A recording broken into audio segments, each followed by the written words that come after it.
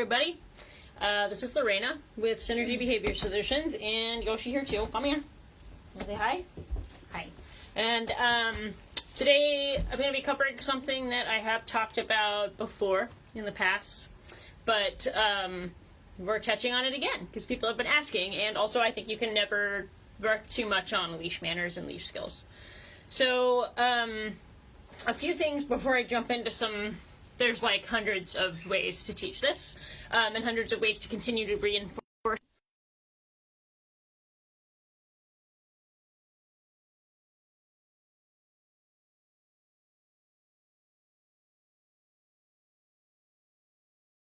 leash walking. A few things. So first of all, walking on a leash is not something that dogs do naturally. I know, weird, right? Hi, Anita.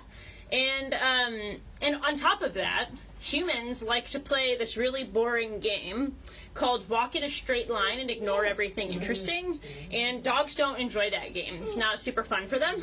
And depending on your dog's breed traits, the way that they move, the way that they move and cover ground can look different, but it's never going to be a straight line. So, having said that, I want to make sure that people, I kind of want to dispel some myths about, Anita says it took us 3 years to do loose lead walking, 2 years for Yoshi, and we still continue to reinforce it. And yes, it will take a long time if your dog has been pulling, is a strong puller if your dog has been pulling for years, or if you maybe have used aversive tools to try to work with loose lead walking. It's time to go back to basics with positive reinforcement. But I want to dispel a few myths. So first of all, walking on a leash is not exercise for your dog. Maybe for, actually I'm not even going to say for a tiny miniature dachshund with legs this short, because those dogs are powerhouses in tiny bodies. It is not exercise. So walks should be about a variety of things, but I really think they should be for your dog. Yes, you should enjoy them. I'm not saying that it's your dog gets to make all the decisions. It's about us being with our dogs, but it's not exercise for your dog. So let's put that aside. If a 30-minute walk on a leash is barely exercise for the average person, and it definitely isn't for a four-legged creature that many of which were designed to run and hike and carry things and pull things for miles and miles and hours a day. So putting that aside, if a leash walk isn't for exercise, then what is it for? So now that we think about what goals are we actually trying to achieve when we want to go for a walk, it's that goals should be for, I think walks should be for enrichment, should be for sniffing, should be for training, should be for bonding and games. It should be for working on your dog's behavior struggles. So a lot of the people that I talk to about leash manners, we end up talking about reactivity. So if your dog is lunging and barking on leash, that's a slightly separate conversation, but I would say that you need to be working on these two things congruently, and you need to be patient. And also, I do think that loose lead walking, or at least calm leash manners, are essential for working on reactivity. So if you're working on reactivity and your dog pulls like a freight train on your walks, maybe it's time to ditch the walks, which you've certainly heard me talk about before. And as an aside, we do have a Reactive Rover homeschool class where you can learn more about that, so go check out our homeschool class.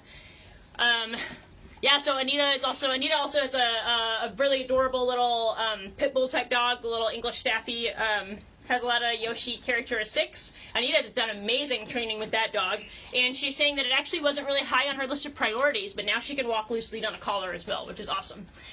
So having put that comment, by the way, make sure you're walking your dog in a harness. I really like a 2-point harness, front clip and back clip. We've talked about this many times, so I'm not going to go over it. If you want to have some suggestions or recommendations for harnesses, you can drop questions in the comment or go back and watch some of our harness videos. But what I do want to talk about is if it's for enrichment and sniffing and training, then we need to take time to build that skill, and we also need to make sure that our walks are balanced. And no, I'm not talking. I'm trying to reclaim the word balanced. By that I mean sometimes Yoshi is the expectations are that she walks near me and we practice some fun sloppy heels or some eye contact or some silly games. Other times she gets to use her nose to guide. So making sure that your walks are varied and interesting, walk in new places. Decide, does your dog just want to sit here and sniff this one thing for 10 minutes? Let them do that. And then the next time, maybe you get to decide a little bit more of the walk. So like mix it up, make sure that you're meeting your dog's needs in other ways also. And lastly, about leash manners, this is just like an irritating pet peeve that I have. Your dog walking on a loose leash next to you is not a formal heel. So I don't call it heeling, and even with the like close behavior that I teach Yoshi, I don't call that a heel either, because a formal heel is something very, very different. Walking your dog in a formal heel for half an hour is like cruel. So loosely, it means your dog is close to you, acknowledges you, checking in with you, nice smile on the leash, and actually like acknowledges your existence. And lastly, I want to say a lot of the people that say that they want their dog to have better leash manners actually have a ton of other behavior struggles that should probably come first, because you're not going to obtain calm walks if your dog is super afraid of novelty and all of the sounds and sights around your house, if your dog isn't taking food on walks because they're so over threshold, if they are super scared of people or other dogs or cars, if they are not feeling well, if they're painful, like all of these things need to be addressed first before you can try to get the loose-lead walking, or you're just making it miserable for your dog. So I just want to like put a little bit of that out there initially, and then I'm going to show, like, there's so many ways to teach this, and I think that for me, so there's one thing that I'm not a big fan of when it comes to working on loose-lead walking. And I think this is taught in a lot of like pretty standard like clicker training, like puppy classes and basic manners classes. And that's where you like click and feed the dogs next to you, and then if they pull, you stop walking. And the idea is that you're doing it's like negative punishment. So like try and teach the dog that pulling doesn't get them where they want to go. I find those walks to be miserable, and I have not found it to be effective. If you have found that method to be effective, awesome, and you should say that in the comments, but I have not found it to be effective, and mostly just makes people not like their walks, and often creates this yo-yo of a dog.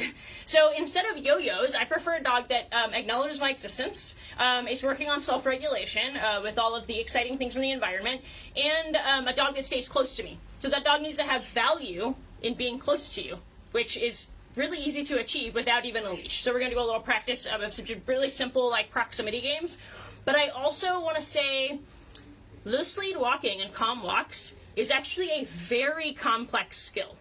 Your dog has to be an awesome star at disengagement from all of the novelty and interesting and scary and potentially stressful and mysterious things in the environment. They have to be super optimistic, because they're just like required to be constantly bombarded with new things, even on your regular street, and be totally fine with it and ignore it. They also need to know the context between I'm allowed to say hi to that dog or I'm not. They need to know the context between that person approaching is not a threat, they're just a neighbor. So there's a lot going on there. And so having some compassion for that is really important, I think. And the people who are frustrated that their 8-month-old dogs are still pulling, rein it in, have more realistic expectations, and work with your dog where they're at. I see a few comments. Let's see. Anita, she walks around a harness. Oh yeah, no, I was just saying that because I forgot to talk about harnesses, and I always want to get people on harnesses. Yeah, I think if you can walk your dog loosely on a collar, awesome. And I still think they should be in a harness, and Anita does too. Yeah, Anita says, I don't mind if she walks in front of me. Yeah, same. So my dog is definitely trained through contextual cues to, if she's clipped on the front clip, then she walks next to me and stays focused. If she's just clipped to the back clip, she can go ahead. She can't pull me like a freight train, but she can sniff and kind of make her choices about where she wants to go. And that works really, really well for us. Jessica, I heard sniffing compared to watching television for dogs. I would say it's even more than that. I would say it's like an interactive, like magical wonderland experience for them that we have no concept of. Like the way that a dog's nose works is just incredible, and we don't even have any senses that are remotely comparable. So all I can do is fathom and like barely fathom in my mind what she or my other dog is sniffing when they stop and sniff that bush or whatever. It's like going to a museum and seeing like incredible works of art that like change your whole outlook on life or something. So it's a lot for sure, yeah. And yeah, Anita says it's like meditation. I think that's true too. You know, it's a little different than dogs who are like sniffing as a displacement behavior, but that's like separate. But yeah, I think it absolutely is. And it's calming. It's been proven to lower blood pressure, lower heart rate. If you have a reactive dog, you should be encouraging sniffing. So before I talk too much, we're going to do a little bit of training. How do I'm trying to fix this thing so it I have like a little tripod and I'm trying to put it in the right spot. Let's see. Ooh. No. Come on, phone. All right, where are we at here? Cool. That's like acceptable. Okay, so I've just got some of Yoshi's like lunch kibble here. When I say like reward proximity, that's literally all I mean. So if I am teaching a dog loose lead walking for the first time and I just want them to be aware of me on leash, I'm working inside. I often will start with a puppy or dog without any, without a leash. So just choice to come with me. So Yoshi's looking at me right now. I'm going to place a treat on the ground, take a couple steps away. She follows me. Yes. Gonna take a step away. Yes. Yes. So she's just being rewarded for catching up. Yes. And she is, yes.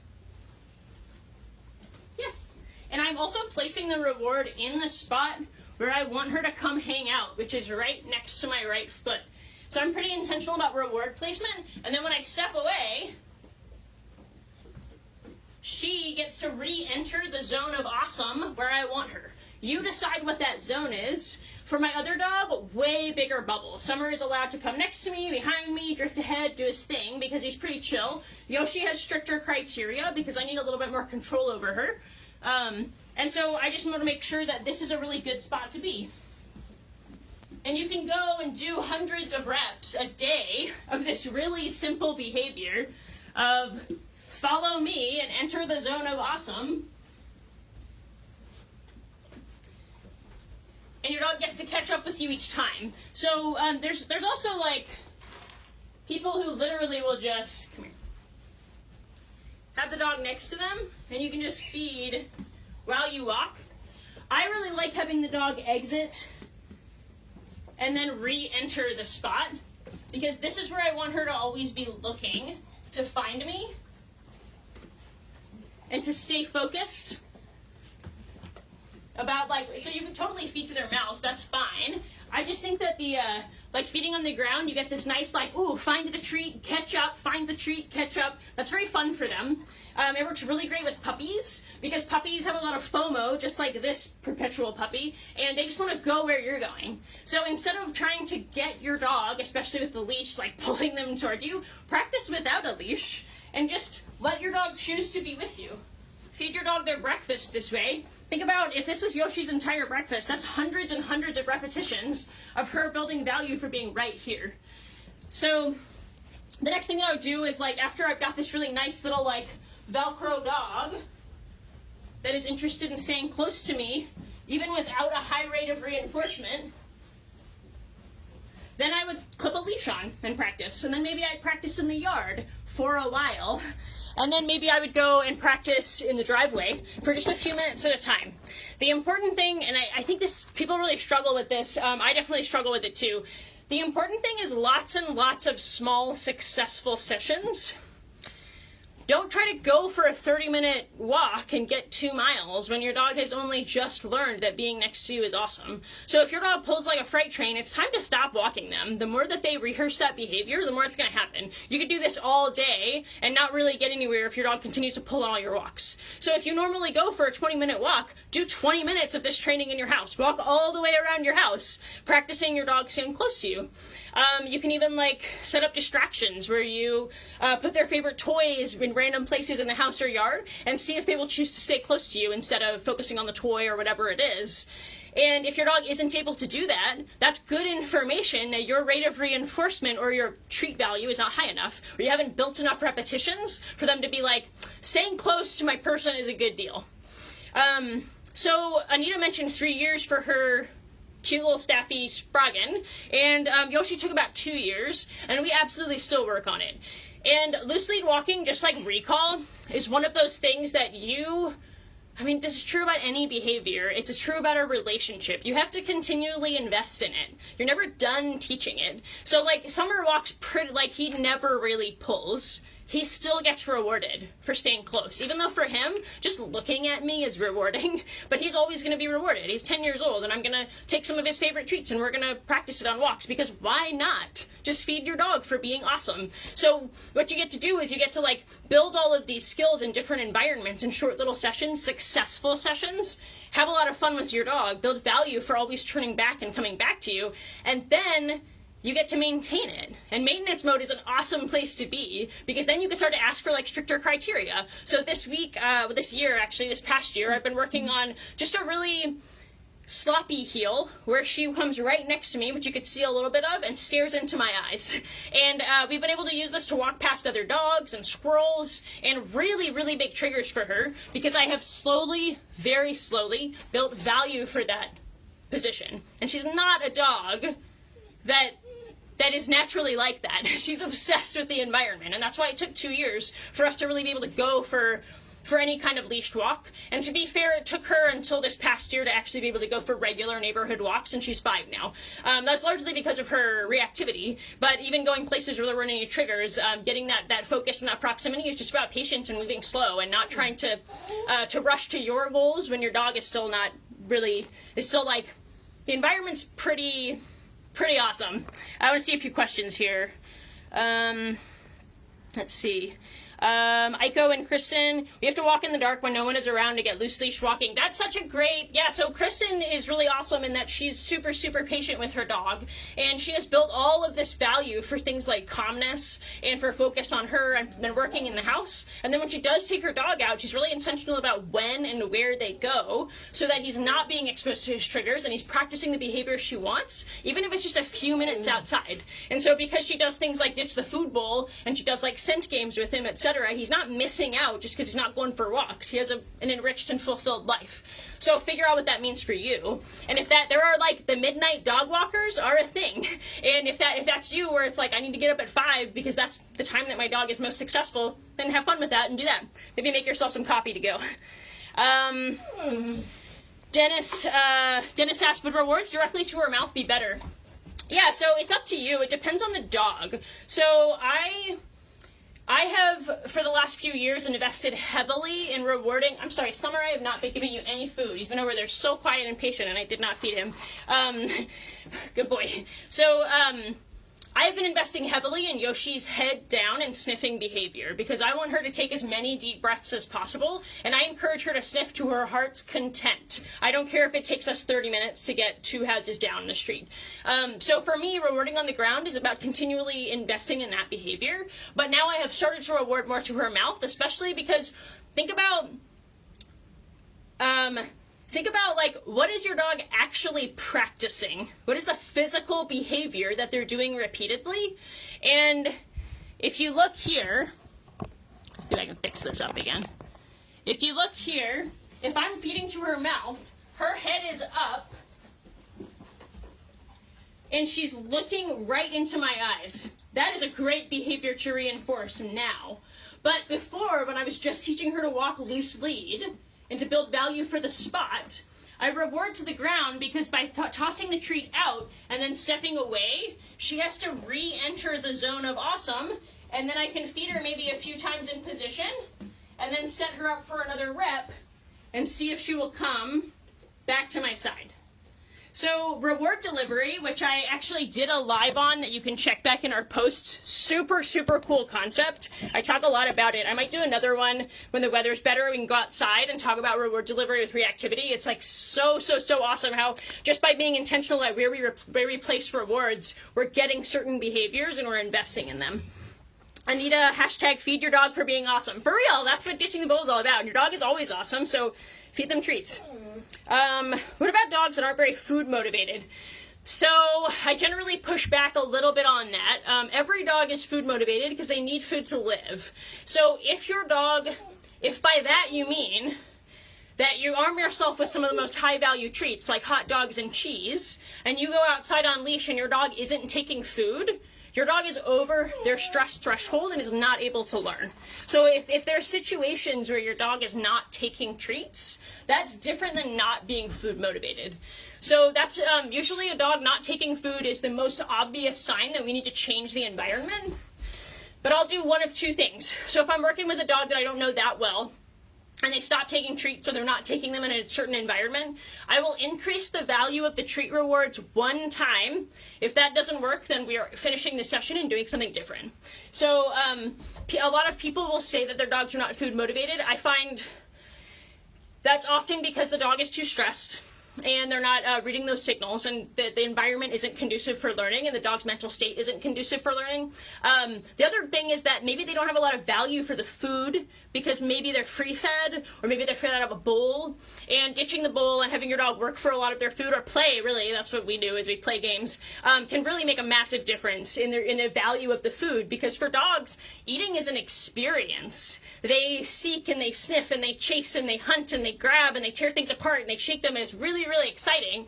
And then we sort of just like hand it to them and they're like, all right, well, food is food. But for dogs that get to work and play for their food, they tend to have a lot more value, even just for their kibble. Yoshi is not a foodie dog. Summer, massive foodie dog, but Yoshi isn't, like, not really. But through ditching, like, she will work for this kibble. Like, right now, she's already had her breakfast. She's not even really hungry, and she's staring at me like, let's do it. For her, it's all about the engagement and the experience, for sure.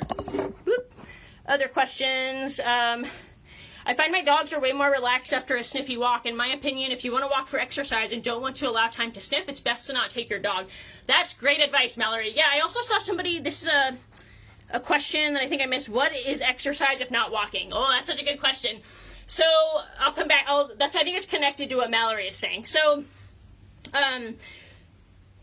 walks are definitely like, you should be sniffarying. And most of the people who are watching videos like this, it's because they're struggling with some kind of behavior issue, or they're just nerds like me and just want to know all the things. But usually that's because you're maybe doing too much, and less is more. So just going out and doing a little sniffy walk, like right down your driveway, and then that's your whole walk. Just going out into the driveway and having your dog work for half of their breakfast playing this game, that's great. So think about what it is you're actually practicing when you're interacting with your dog. What is your dog rehearsing? And then change your expectations or the environment or the way that you're delivering food or your rate of reinforcement or your criteria to get the behavior you actually want, even if it's only a few reps. If you want to walk for exercise and don't want time to sniff, yeah, maybe that's a good time to exercise by yourself or grab a friend. And also, so what is exercise if not walking? So Yoshi does a lot of aerobics stuff. We do a lot of fit pause type things. We do a lot of proprioception, body awareness type stuff. Something that Absolute Dog's quotation is fitness. So exercise is arousing, fitness doesn't have to be. So you can do a lot of fitness type things to keep your dog toned and in shape and physically and mentally tired without getting their heart pumping a lot, which a walk doesn't do anyway, unless you have a reactive dog, in which case you shouldn't be having them practice their lunging and barking. So if, I think in terms of like exercise that I like to have my dogs participate in, it's off-leash hiking is probably my favorite thing. So I usually do that maybe like once or twice a week. Yoshi has a few doggy friends that she can do off-leash hikes with. Summer gets leashed walks now because he has arthritis and he needs to just keep moving. So we actually do leashed walks, which was new for me this past year for sure in the neighborhood. But that's also how he earns his food, and he just likes to do the thing. Let's see. It is raining kibble at our house. Is there a point where you begin to taper food rewards, especially on longer walks or hikes? It is raining kibble at our house. Yeah, so yes, there is a point at which you hit maintenance mode, and you don't necessarily need to continue rewarding at such a high rate. Like you saw my high rate of reinforcement.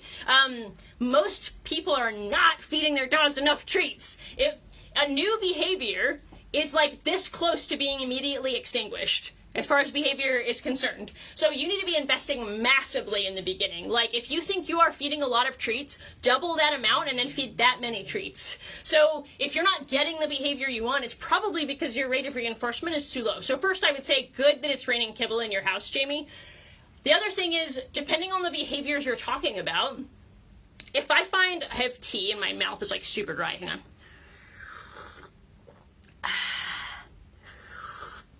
So if there is a behavior that is particularly expensive for my dog, and by expensive, I mean that it really goes against her default behavior, which for a dog like Yoshi is like most of her default behaviors are ones I'm not a huge fan of.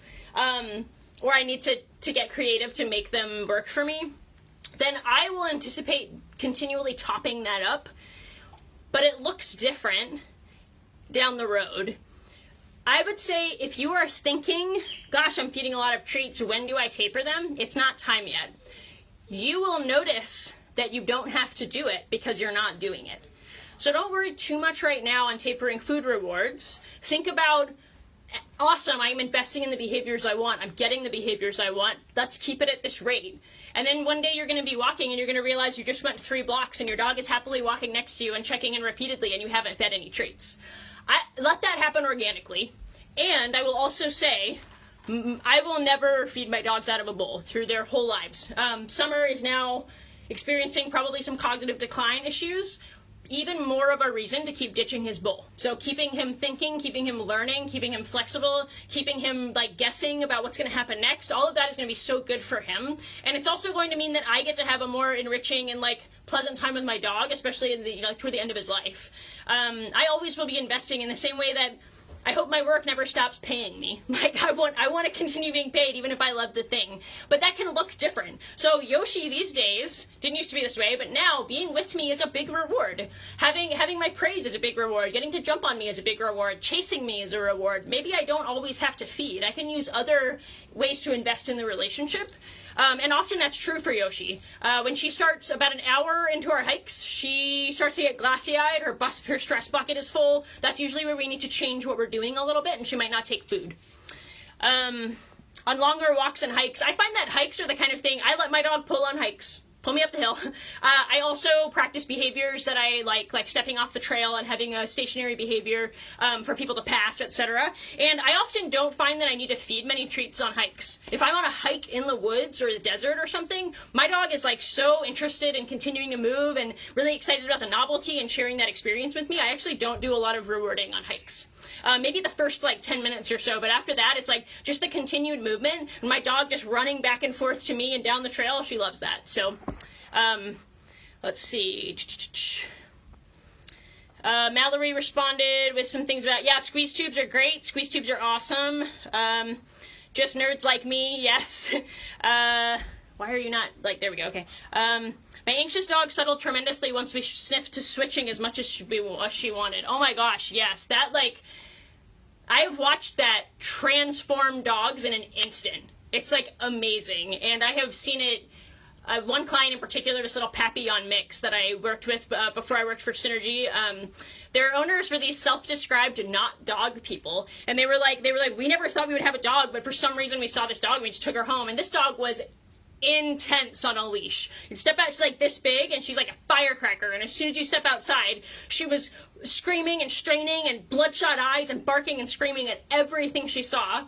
And the first day that I have like a calm walks protocol that has a lot of sniffing involved and a lot of like observing your dog and letting them process the environment. In like 10 minutes, we had this dog walking completely loose leash, and she ignored a dog and another person, and they were like, we are never going back. It's like, yes, like this is what your dog needs.